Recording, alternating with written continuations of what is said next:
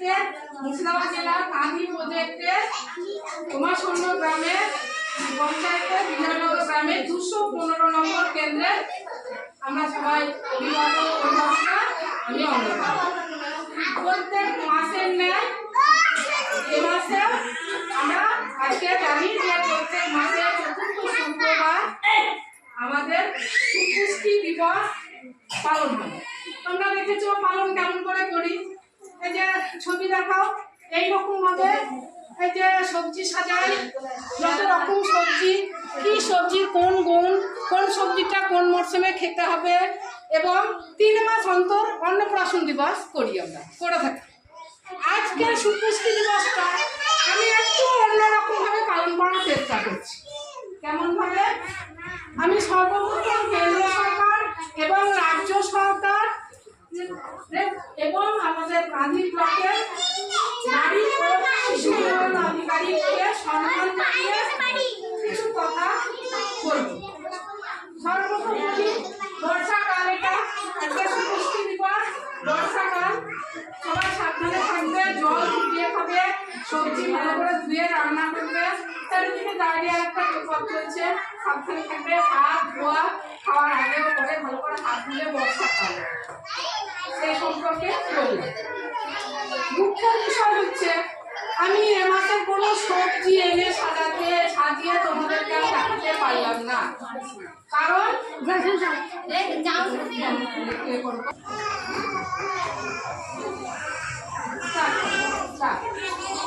এবার যেটা বলছি, কেন্দ্র সরকার, রাজ্য সরকার এবং সর্বোপরি আমাদের কাঁদি প্রজেক্টের আধিকারিকগণকে সম্মান জানিয়ে আমি একটা কথা বলছি।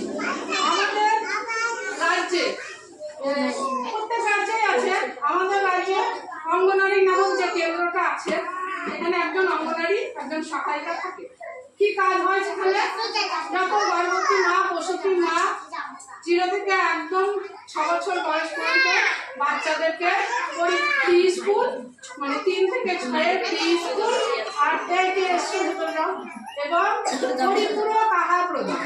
বর্তমানে পরিপূরক আহার প্রদান কি আমরা করি? সপ্তাহে 3 দিন গোটা ডিম, ভাত, শুধু মায়েদের আলু দিয়ে ঝোল, বাচ্চাদের শুধুই ঝোল, ডিম, আর 3 দিন খিচুড়ি, ভাত, ডিম, মায়েদের গোটা। এই দিয়ে আমরা পরিপূরক আহার প্রদান করি। সেই মতো অবস্থায় আমরা চালিয়েই যাচ্ছি। কিন্তু বর্তমানে আমি মনে করি প্রত্যেকটা অঙ্গনারীরই পিঠ দেয়ালে ঠেকে গেছে। কি কারণে ঠেকেছে? 3 মাস যাবত আমাদের কোনো ডিম, সবজি, জ্বালানির কোনো বিল সরকার প্রদান করছে না। আমাদেরকে কি দেয়? চাল, ডাল, তেল, লবণ, এই 4টে জিনিস আমাদেরকে ফেলে দিয়ে যায়।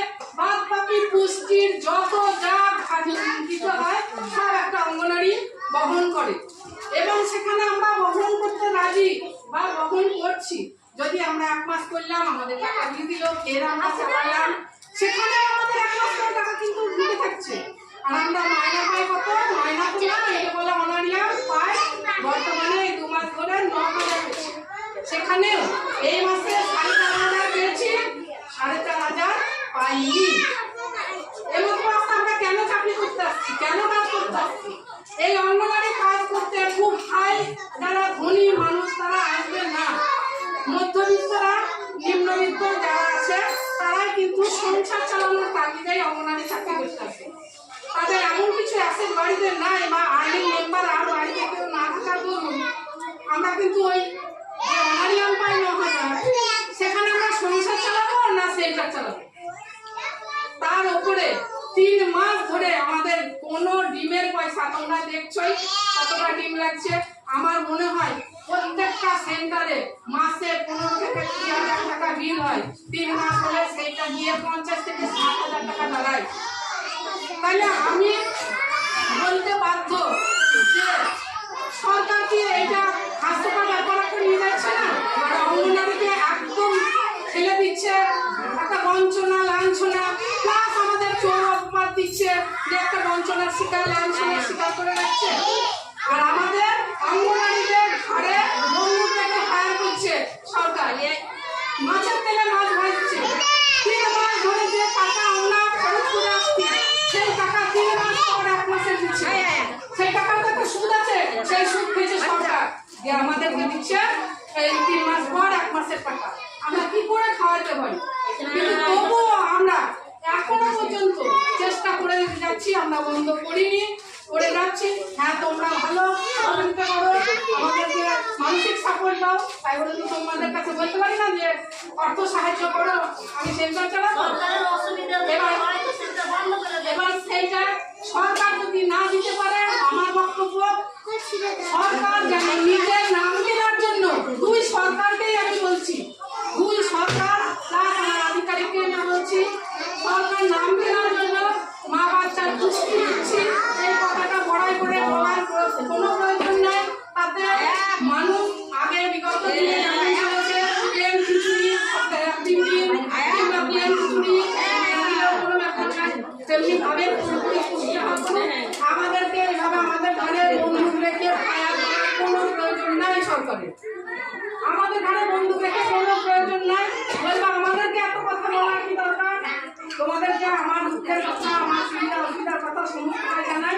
সবথেকে আমি কিন্তু এমনি ভাবে সাজিয়ে প্রত্যেকটা সুপুষ্টি দিবস আমি পালন করেছি, কিন্তু আজ বাধ্য হয়ে আমি কিচ্ছু আনতে পারিনি। সেই জন্য আমি ছবি, বিগত দিনের যে ছবি সেইগুলো সামনে তুলে ধরেছি। সেইটাকে আমি তোমাদেরকে বোঝাতে চাইছি যে কিভাবে খাবার এবার একটু বন্ধ করবো। এমনকি বর্তমানে আমাদের যে খাবার অফিস থেকে দেয় সেটার মধ্যেও শুধু চাল আমাদের স্টকে, কোনো ডাল নাই, তেল নাই, লবণ নাই।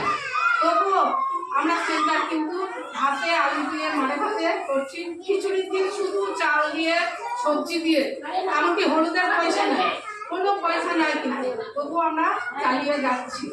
প্লাস আর একটা অসুবিধার সম্মুখীন কি, অনেক সেন্টারে অনেক অঙ্গনারী কর্মী একাধিক সেন্টারে চার্জে আছে, তাদের কি অবস্থা চিন্তা করুন তো, তাদের কি অবস্থা। প্লাস কোনো সেন্টারে চুপ করে, কোনো সেন্টারে